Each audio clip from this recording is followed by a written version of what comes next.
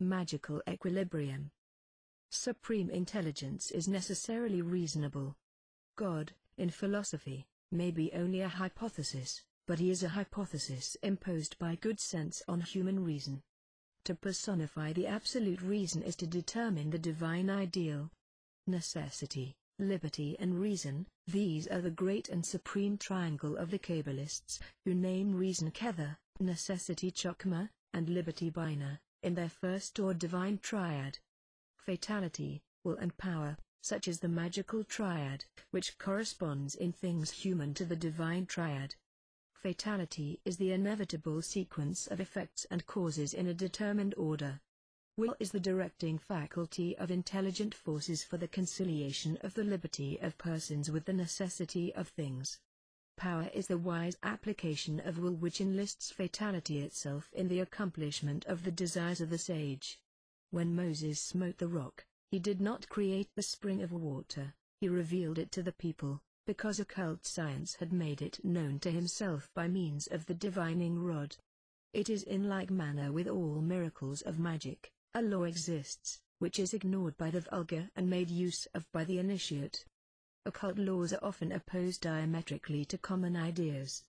For example, the crowd believes in the sympathy of things which are alike and in the hostility of things contrary. But it is the opposite which is the true law. It used to be affirmed that nature abhors the void, but it should be said that nature desires it, were the void not, in physics, the most irrational of fictions. In all things the vulgar mind habitually takes shadow for reality, turns its back upon light and is reflected in the obscurity which it projects itself. The forces of nature are at the disposal of one who knows how to resist them. Are you master sufficiently of yourself to be never intoxicated? Then will you direct the terrible and fatal power of intoxication. If you would make others drunk, possess them with the desire of drink, but do not partake of it yourself. That man will dispose of the love of others who is master of his own. If you would possess, do not give. The world is magnetized by the light of the sun, and we are magnetized by the astral light of the world. That which operates in the body of the planet repeats itself in us. Within us there are three analogical and hierarchic worlds, as in all nature. Man is the microcosm or little world, and, according to the doctrine of analogies, whatsoever is in the great world is reproduced in the small. Hence we have three centers of fluidic attraction and projection: the brain, the heart, or epigastric region, and the genital organ. Each of these instruments is one and twofold, in other words, we find the suggestion of the triad therein. Each attracts on one side and repels on the other. It is by means of such apparatus that we place ourselves in communication with the universal fluid supplied to us by the nervous system. These three centers are, moreover, the seat of a triple magnetic operation, as we shall explain elsewhere. When the magus has attained lucidity, whether through the mediation of a Pythonus or by his own development, he communicates and directs at will the magnetic vibrations in the whole mass of the astral light, the currents of which he divines by means of the magic wand, which is a perfected divining rod. By the aid of these vibrations he influences the nervous system of persons made subject to his action, accelerates or suspends the currents of life, soothes or tortures, heals or hurts, in fine, slays or brings to life. Here, however, we pause in presence of the smile of incredulity. Let us permit it to enjoy the easy triumph of denying what it does not know. We shall demonstrate later on that death is preceded always by a lethargic sleep, and hence takes place gradually, that resurrection is possible in certain cases, that lethargy is a real but uncompleted death, and that the final paroxysm is in many cases subsequent to inhumation. This, however, is not the subject of the present chapter. We affirm now that a lucid will can act upon the mass of the astral light, and in concurrence with other wills, which it absorbs and draws along, can determine great and irresistible currents. We say also that the astral light condenses or rarefies in proportion as currents accumulate, more or less, at certain centers. When it is deficient in the energy required for the support of life, Diseases accompanied by sudden decomposition follow, of a kind which baffle physicians. There is no other cause, for example, in the case of cholera morbus, and the swarms of animalculae observed or supposed by some specialists may be the effect rather than the cause. Cholera should be treated therefore by insufflation, did not the operator thereby run the chance of an exchange with the patient which would be very formidable for himself. Every intelligent effort of will is a projection of the human fluid or light, and here it is needful to distinguish the human from the astral light, and animal from universal magnetism. In making use of the word fluid, we employ an accepted expression, and seek to be understood in this manner, but we are far from deciding that the latent light is a fluid. Everything prompts us, on the contrary, to prefer the system of vibrations in the explanation of this phenomenal subject. However it may be, the light in question, being the instrument of life, cleaves naturally to all living centers, attaches itself to the nucleus of planets, even as to the heart of man, and by the heart we understand magically the great sympathetic, identifying itself with the individual life of the being which it animates, and it is by this quality of sympathetic assimilation that it is distributed without confusion. Hence it is terrestrial in its affinity with the sphere of the earth and human exclusively in its affinity with men. It is for this reason that electricity, caloric light and magnetism, produced by ordinary physical means, not only do not originate, but tend rather to neutralize the effects of animal magnetism. The astral light, subordinated to a blind mechanism, and proceeding from arbitrary automatic centers, is a dead light and works mathematically, following given impulsions or fatal laws.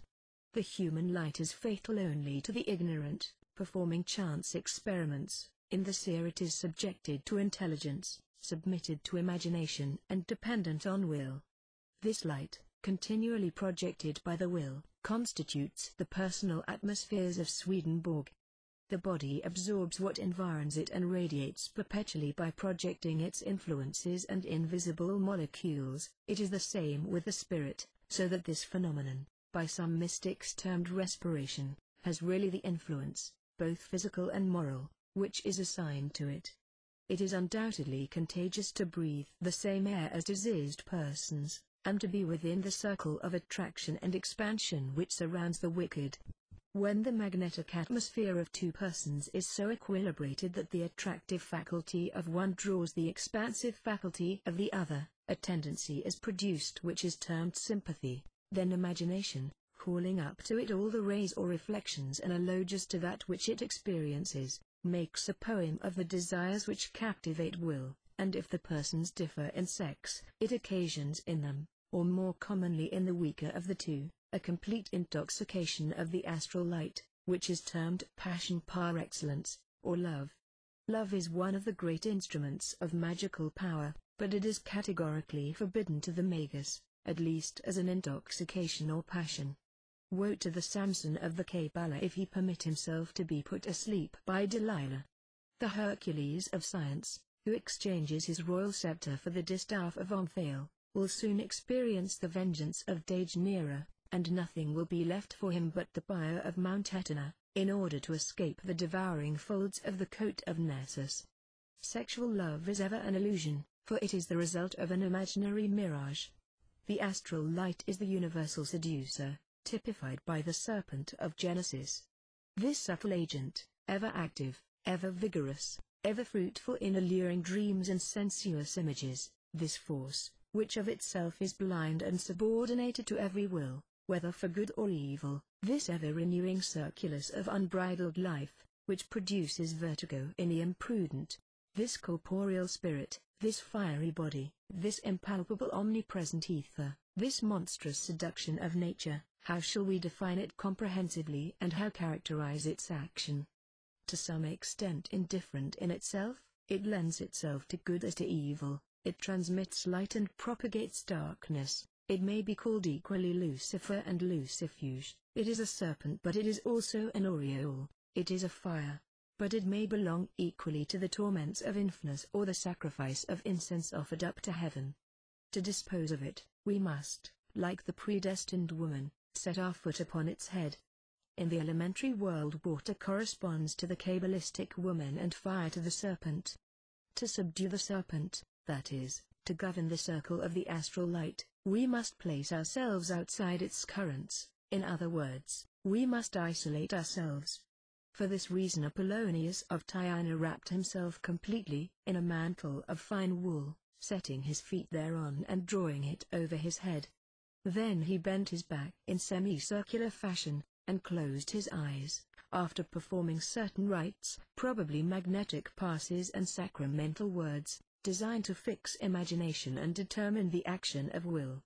The woolen mantle is of great use in magic and was the common conveyance of sorcerers on their way to the Sabbath, which proves that the sorcerers did not really go to the Sabbath, but the Sabbath came to the sorcerers, when isolated in their mantle, and brought before their translucid images analogious to their magical preoccupations, combined with reflections of all kindred acts accomplished previously in the world.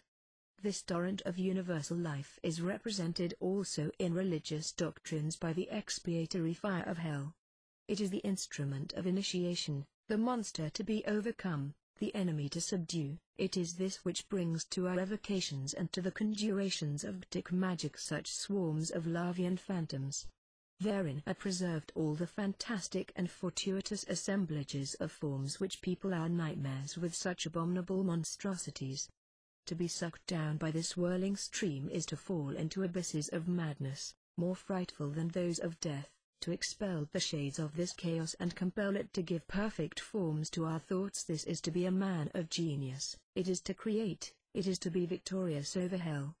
The astral light directs the instincts of animals and offers battle to the intelligence of man, which it strives to pervert by the enticements of its reflections and the illusion of its images.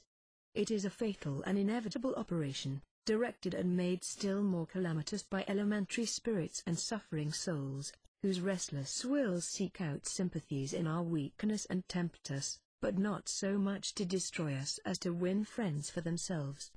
That book of consciences which, according to Christian doctrine, shall be opened at the last day, is no other than the astral light, which preserves the impress of every logos, that is to say, of all actions and all forms. Our acts modify our magnetic respiration in such a way that a seer, meeting any person for the first time, can tell whether he is innocent or criminal, and what are his virtues or his crimes. This faculty, which belongs to divination, was called by the Christian mystics of the early church the discernment of spirits. Those who abdicate the empire of reason and permit their wills to wander in pursuit of reflections in the astral light, are subject to alternations of mania and melancholy which have originated all the marvels of demoniacal possession, though it is true, at the same time, that by means of these reflections impure spirits can act upon such souls, make use of them as docile instruments and even habitually torment their organism, wherein they enter and reside by obsession, or embryonically. These Kabbalistic terms are explained in the Hebrew Book of the Revolution of Souls, of which our 13th chapter will contain a succinct analysis. It is therefore extremely dangerous to make sport of the mysteries of magic. It is above all excessively rash to practice its rites from curiosity, by way of experiment and as if to exploit higher forces.